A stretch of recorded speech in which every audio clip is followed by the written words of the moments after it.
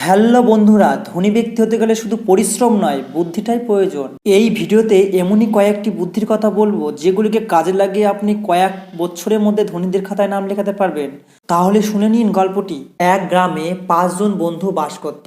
সুজয়, রতন, সুভাষ, রোহিত আর রিক। তারা একসঙ্গে খেলাধুলা করে পড়াশোনা করে বড় হয়ে উঠেছে। তাদের মধ্যে সব দিক থেকেই মিল ছিল। কেউ যে খুব বড় লোক তাও নয়, আবার কেউ পড়াশোনায় খুব ভালো তাও নয়। সবাই সমান ছিল। বড় হওয়ার পরে এক একজন এক এক জায়গায় কাজে লেগে পড়ে। যেমন কেউ রাজমিস্ত্রি, কেউ জমি কন্ট্রাক্টর, কেউ সোনাদানার দোকান, প্রত্যেকে বিভিন্ন জায়গায় বিভিন্নভাবে কাজে লেগে পড়ে।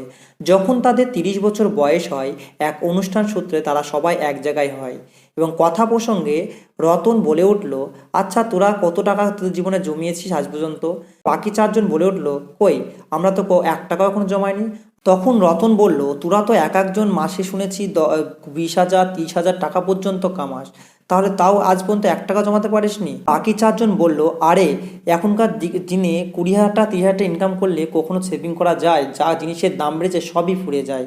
তার উত্তরে রতন বলল, আরে তোরা ইনকামের দোষ দিবি না, আমি তো মাত্র প্রাইভেট পড়িয়ে 10 থেকে 12 হাজার টাকা ইনকাম করি, তাও আমি আজ 20 থেকে 25 লাখ টাকার মালিক। তখন বাকি 4জন পুরো অবাক হয়ে যায় এবং জানার জন্য আগ্রহ প্রকাশ করে।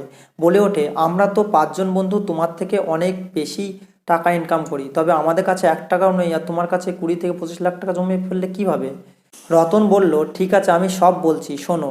এখানে আমি 3টি জিনিসের উপরে ফোকাস দিয়েছি। 1 সময়, 2 সেভিং, 3 ইনভেস্ট। আর তোমরা ফোকাস দিয়েছো শুধুমাত্র ইনকামের দিকে। তাই হয়তো আজ তোমরা আমার থেকে বেশি ইনকাম করছো, কিন্তু 1 টাকাও সেভিং করতে পারোনি। আজ আমি 20 থেকে 25 লাখ টাকা মালিক হয়েছি মাত্র 10 থেকে 12 বছরের মধ্যে। সামনের 10-12 বছরের মধ্যে আমি কোটিপতি খাতাও নাম লেখাতে চলেছি, মাত্র 10-12 হাজার টাকা ইনকাম করে। জানি বিশ্বাস হবে না, তবে হিসাবটা মিলিয়ে নাও, দেখো অবশ্যই বিশ্বাস করবে। আমি মাত্র 12,000 টাকা ইনকাম করি, সংসার খরচ হিসাবে 6,000 টাকা বাদ দিলাম, বাকি আমার কাছে 6,000 টাকা থাকে, আমি সেই টাকাটিকে সেভ করি। তাহলে আমার বছরে আমার জমবে 6 × 12 = 72, মানে 72,000 টাকা। হিসাবের সুবিধার্থে আমি 70,000 টাকা ধরলাম। এবার ভাবছো মাত্র 70,000 টাকা বছরে জমিয়ে এত টাকা কিভাবে হয়? এখানে আমি ইনভেস্ট আর সময়কে কাজে লাগিয়েছি।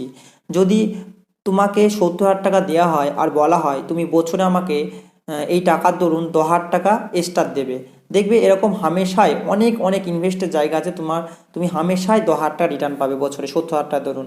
আমি সেইটুকুই কাজে লাগিয়েছি।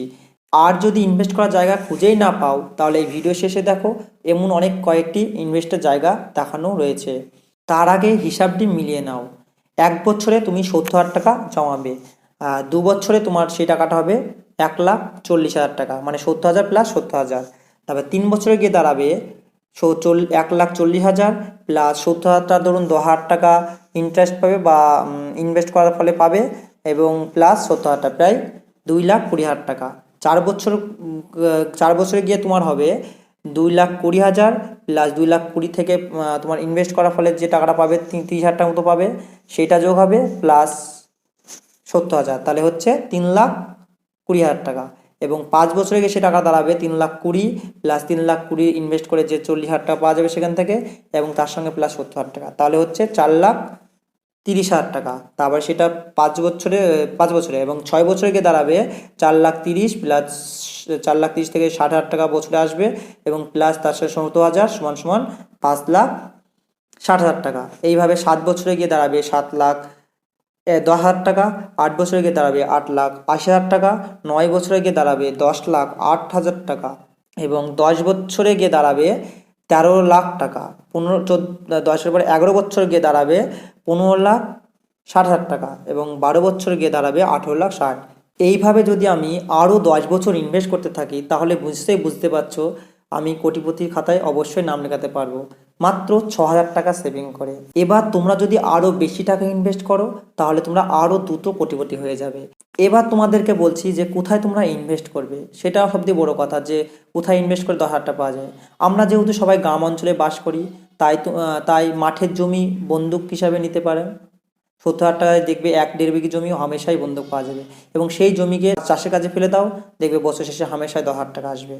এইভাবে তো আপনার করার পর যখন অনেক বেশি টাকা হয়ে যাবে, তখন দেখবে আরও বড় বড় ইনভেস্টের জায়গা পাবে, যেমন পাট কিনে রাখা, ধান, গম, হামেশাই অনেক কিছু স্টোর বা এক কথা স্টোর কিনে রাখবে। দেখবে 15% রিটার্ন হামেশাই পাওয়া যাবে। এছাড়াও আরও বেশি টাকা হলে অনেক বড় বড় জায়গা আছে, সেখানে ইনভেস্টের অফার পেয়ে যাবে। তোমাদের ওই সব চিন্তা না করে প্রথমে তোমাদের উচিত সেভ করা। জীবনের খরচ চালিয়ে যতটা পারো নিজের টাকাকে সেভ করতে শেখো।